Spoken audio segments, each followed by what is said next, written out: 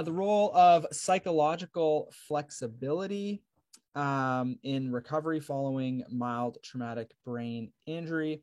Psychological flexibility is defined as being in contact with the present moment, fully aware of your emotions, sensations, and thoughts, and welcoming them, including the undesired ones, and moving in a pattern of behavior in the service of chosen values. So psychological flexibility seems very much like being, present and mindful, which we know is associated with a lot of positive benefits with respect to recovery and pain management and all sorts of other things. So what they were looking at here, participants completed self-reported measures of post-concussion symptoms, psychological distress, and functional status within 4 weeks of entry into an MTBI outpatient clinic.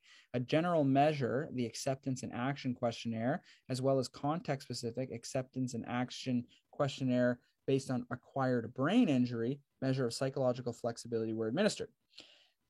Excuse me. Simple linear regression analysis showed that psychological flexibility made a significant contribution to the prediction of post-concussion symptoms and functional status.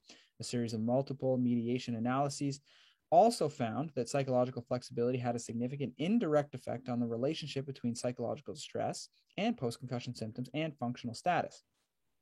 The context-specific rather than general measure of psychological flexibility was consistently shown to contribute to these findings.